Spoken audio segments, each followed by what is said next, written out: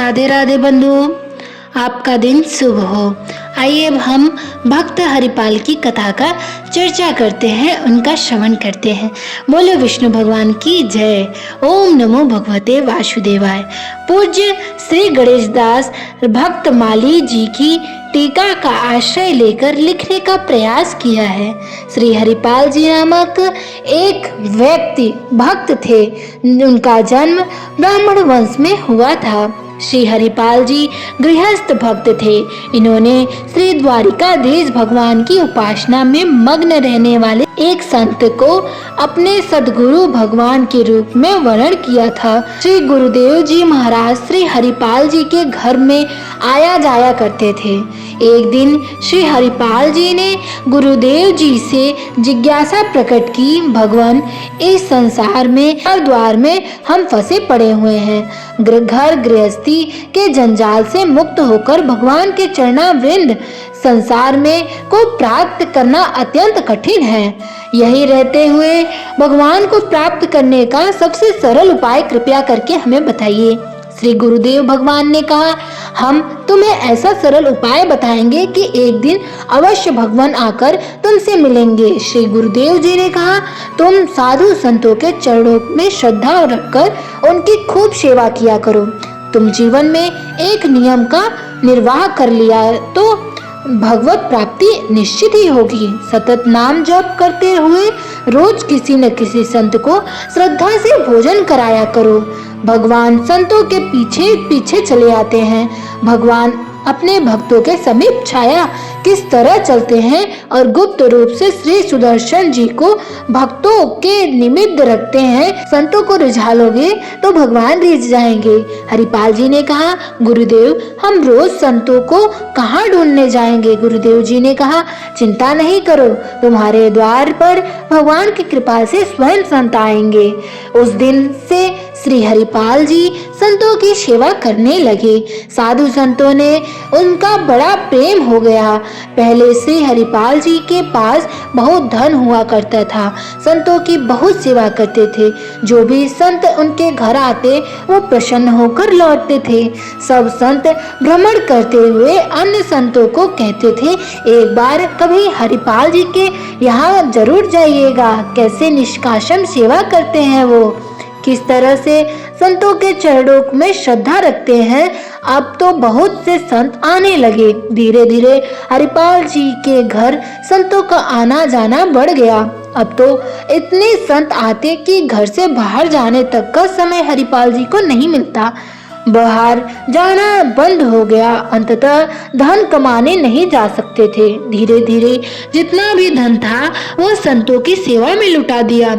जब घर में कुछ भी नहीं रहा तब बाजार से कर्ज लेकर उन्होंने कई हजार रुपए की सामग्री लाई और संतों की सेवा की। हरिपाल जी की संत सेवा के बारे में सर्वत्र चर्चा थी। अंततः हर दुकान वाला उन्हें कर्ज दे देता था। लगभग हर दुकान से हरिपाल जी ने कर्ज ले लिया था, परंतु जब कर्ज बहुत अधिक बढ़ गया तो कोई कर्ज देना स्वीकार ही नहीं करता था। जब कर्ज मिलना बंद हो गया तब चोरी का सहारा लिया, परंतु साधु संतों की सेवा करना बंद नहीं किया। हरिपाल जी बहुत बलवान थे। वे सोचते थे कि यह भगवान और संतों से विमुख लोग दान धर्म तो करते नहीं और न भजन करते हैं। भगवान से विमुख लोगों का धन यदि चोरी होकर संत सेवा में लगा दिया जाए तो उससे भगवत प्राप्ति ही होगी और अन्य संतों के पेट भर जाएंगे। इस तरह से इन भगवत विमुख लोगों का भी कल्याण हो जाएगा और संतों की सेवा भी हो जाएगी।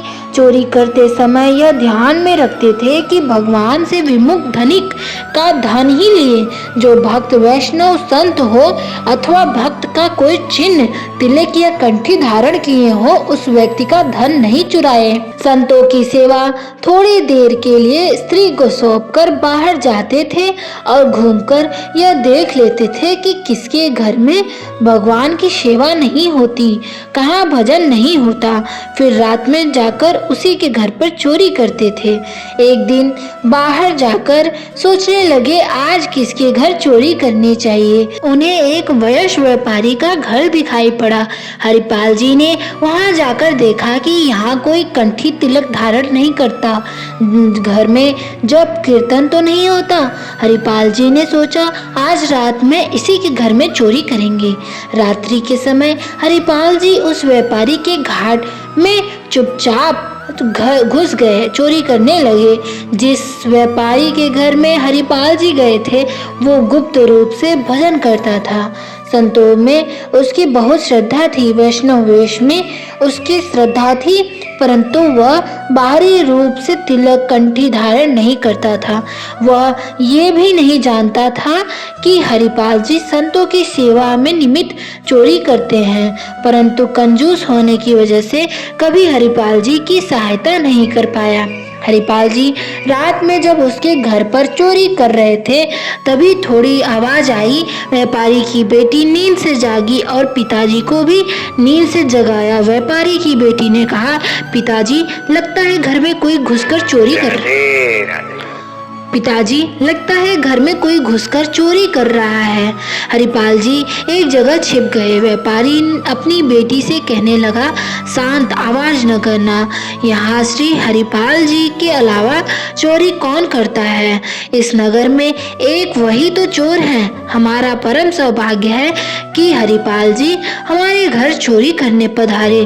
कंजूसी के कारण हम उन्हें धन तो कभी नहीं दे पाए, परंतु अब हमारा भी धन संतों की सेवा में लगेगा। तुम जाकर शांति से सो जाओ, नहीं तो संतों की सिया में विघ्न होगा। वह दोनों जाकर सो गए, परंतु हरिपाल जी ने उनकी सब बातें सुन ली। हरिपाल जी रोने लगे और पश्चाताप करने लगे कि यह व्यापारी संतों में कैसा भाव रखता है। अब घर घर चोरी करना भी सही नहीं लगता। पता नहीं कौन गुप्त भक्त हो और हमें अपराध लगे। मन में बहुत ग्लानि हुई और निश्चय किया कि आज के बाद रात्रि के समय किसी के घर में नहीं रुकूंगा और नहीं चोरी करूंगा।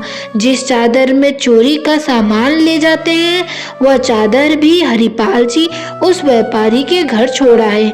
व्यापारी जान गया कि वह चादर संत हरिपाल जी की है।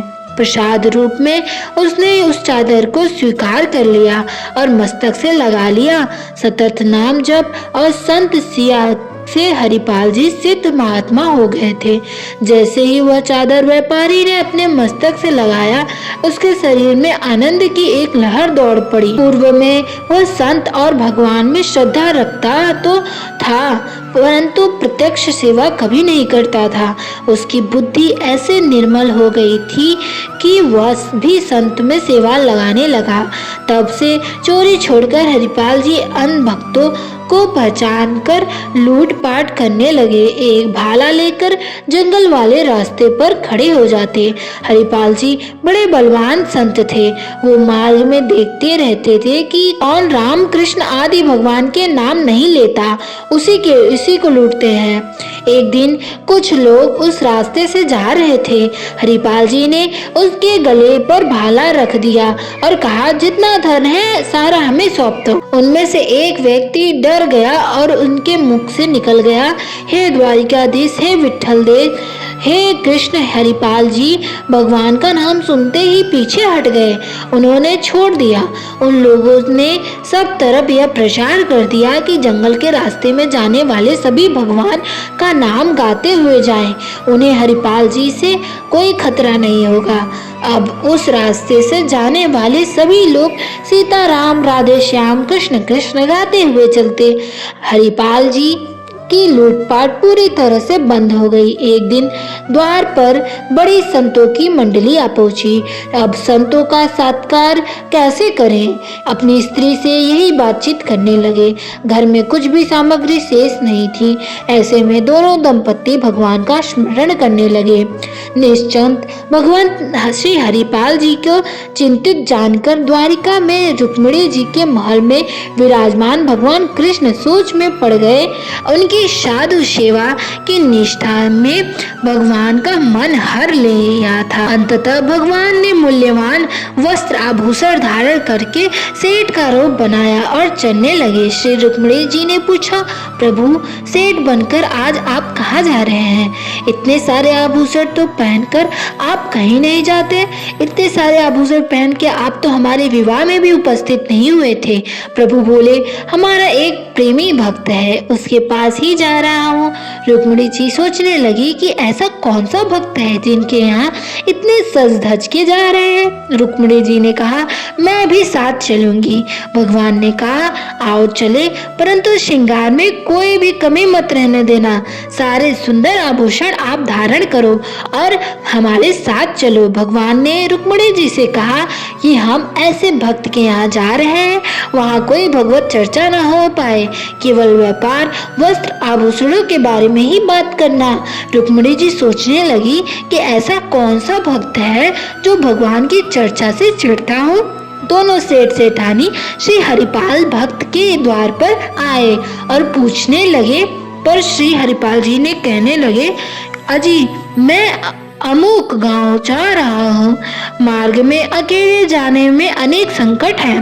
यदि हमें कोई पहुंचा दे तो हम उसे मजदूरी के रूप में रुपए देंगे। भक्त हरिपाल जी ने कहा कि संत लोग द्वार पर रुके हुए हैं, मजदूरी के लिए रुपए पहले दे दो। सेठ ने रुपए दे दिए। हरिपाल जी ने उन रुपयों को लेकर अपनी स्त्री को देकर कहा, इन रुपयों से संतों को बाल भोग कराओ, मैं इन्हें पहुंचाकर अभी आता हूँ। जंगल में जाकर सेठ के पास बहुत सा धन देखकर श्री हरिपाल जी मन ही मन अति प्रसन्न हुए। श्री हरिपाल जी ने ध्यान देकर देखा कि उनके गले में न कोई कंठी माला है, न कोई मस्तक पर तिलक है। ये वैष्णव का सा आचरण, नाम उच्चारण आदि भी नहीं कर रहे हैं। इनके शरीर पर अति मूल्यवान इतने सारे आभूषण हैं तो घेरे हुए हैं। घर में सोना चांदी जवाहरात के भंडार भरे होंगे। ऐसे में यदि मैं यह सब छीन लेता हूँ तो कोई विशेष हानि नहीं होगी। सेठ सेठानी भी केवल घर व्यापार की बातें ही करते हैं रहे। एक स्थान पर रुककर श्री हरिपाल जी दोनों से बोले, तुम्हारे पास जितना सामान है सब साधु संतों के निमित्त न्यौछावर अपने शरीर से उतार कर डाल दो, नहीं तो पिटोगे।